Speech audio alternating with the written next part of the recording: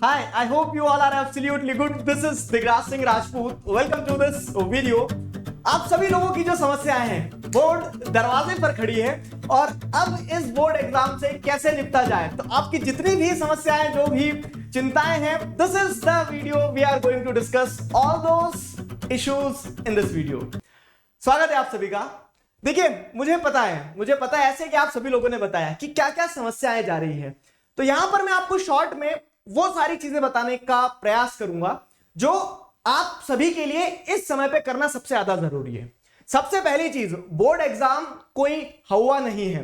ठीक है, आपने आज से पहले कितने एग्जाम दिए हैं? आप क्लास नर्सरी से क्लास 9 तक एग्जाम देते आए हैं। ठीक है, ठीक उसी तरह से क्लास 10th का भी एग्जाम है। तो एज सच ज्यादा हो हल्ला मचाने से कुछ होना जाना नहीं है। ठीक है, keep the mindset very straight, very clear, क्या कि ये भी उसी तरह का एग्जाम है जिस तरह के एग्जाम हम आज तक देते आए हैं। ठीक है, तो पूरा खेल माइंडसेट का होता है। And let me prove it with the data ये कहता है कि जितने भी स्टेट बोर्ड हैं कंट्री में, सीबीएसई बोर्ड हो, आईसीएसई बोर्ड हो, हर बोर्ड में क्लास 9th और 11th का सिलेबस जो होता है ना, वो रिलेटिवली वास्ट होता है और टफ होता है when compared with 10th and 12th। तो बोर्ड एग्जाम कोई बहुत बड़ा, कह सकते हैं, भोकाल नहीं लेके आने वाला है जीवन में, या फिर कह सकते हैं बहुत बड़ा बदलाव नहीं लाने वाला है।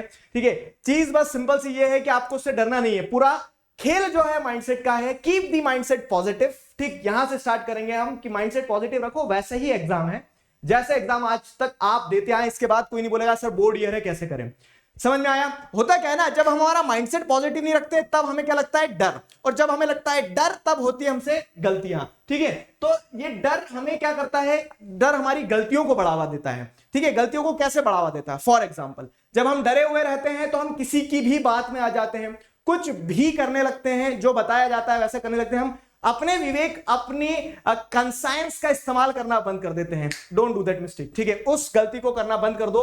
क्यों? क्योंकि डरा हुआ इंसान जो रहता है ना, उसे मैनिपुलेट करना बहुत आसान रहता है। Stay calm. ठीक है, बिलीव इन योरसेल्फ। आपको पता है कि आपकी क्या तैयारी है, आपको पता है आपकी क्या तैयारी, तो उस अप्रोच के साथ में आगे बढ़ो, ना कि आप डर जाओ और फिर आपके डर के ऊपर कोई भी कैपिटलाइज कर जाए, ये करो वो करो। ठीक है, तो उस तरह से क्या है, डरना सबसे पहले बंद करना होगा आपको।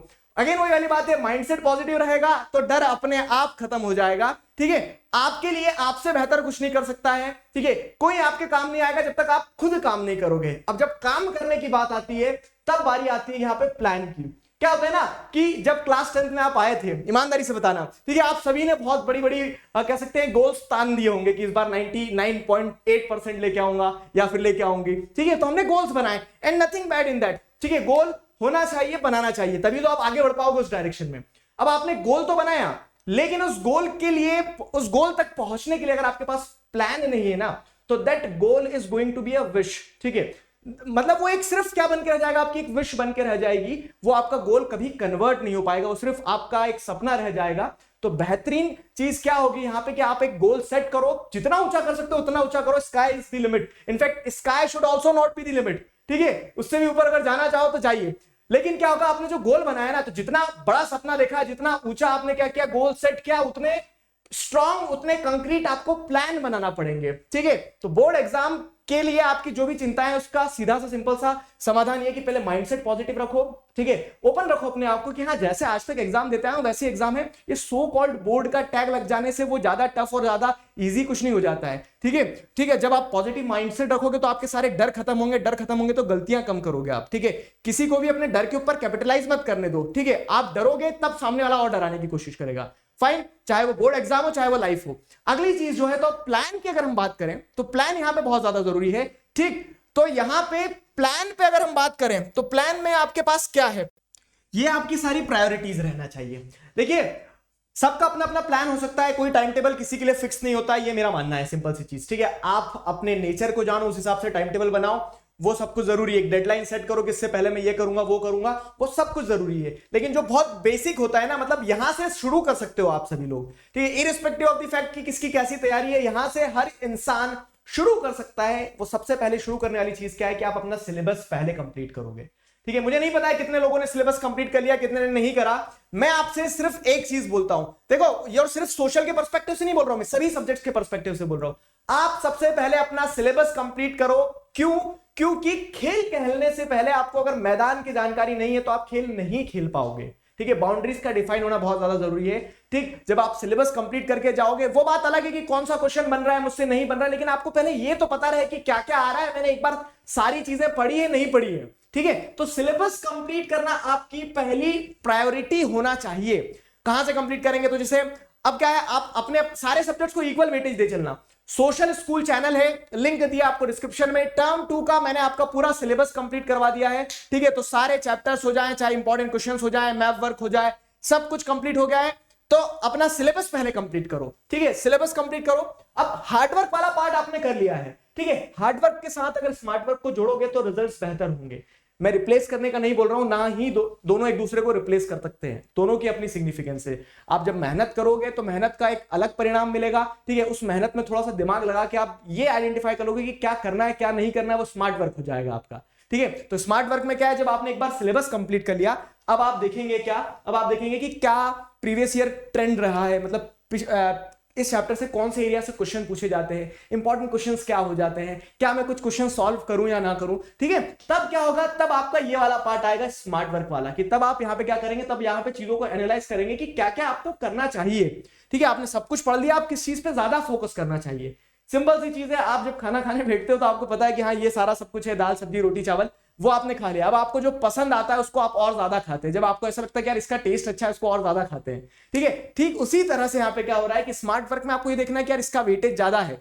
फाइन, फॉर एग्जांपल हिस्ट्री में एक चैप्टर आ रहा है, एक चैप्टर 10 नंबर लेके आएगा, तो हमें पता है कि एक चैप्टर 10 नंबर, यहाँ पे क्या है, ज्यादा मेहनत की जा सकती है। उसमें हमें ये भी पता है कि 10 नंबर में से एक नंबर मैप वर्क का है, तो हिस्ट्री का मैप वर्क 7 आइटम है, वो मैं कंप्लीट कर लेता हूं।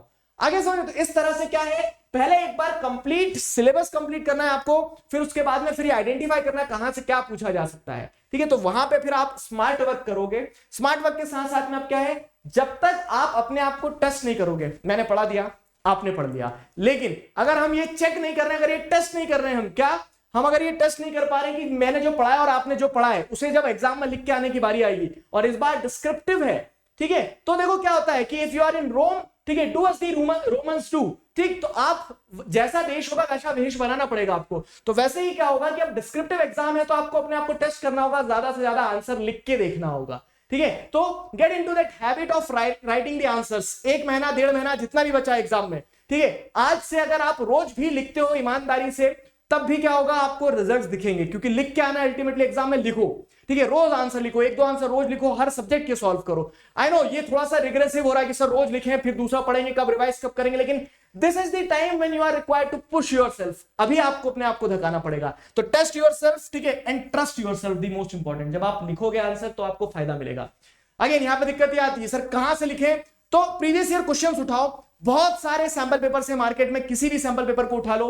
फाइन, अब हाँ यहां पे एक डिस्क्लेमर में देता हूं आपको, क्या होता है सैंपल पेपर्स में कभी कभी अननेसेसरी क्वेश्चंस आते हैं, तो बहुत सारे अच्छे सैंपल पेपर हैं, जैसे आप क्या है एडुकार्ड का, व्हाट आई पर्सनली ऑब्जर्व कि वहां पे क्या आपको देखने को मिलते हैं, प्रीवियस ईयर क्वेश्चंस के साथ में, इंपॉर्टेंट क्वेश्चंस के साथ साथ में आपको ये देखने को मिल जाएगा कि वो आंसर, टॉपर्स के आंसर शीट लगाते हैं, तो वो एक फायदेमंद चीज हो जाती है कि आप वो आंसर शीट को देख सकते हो।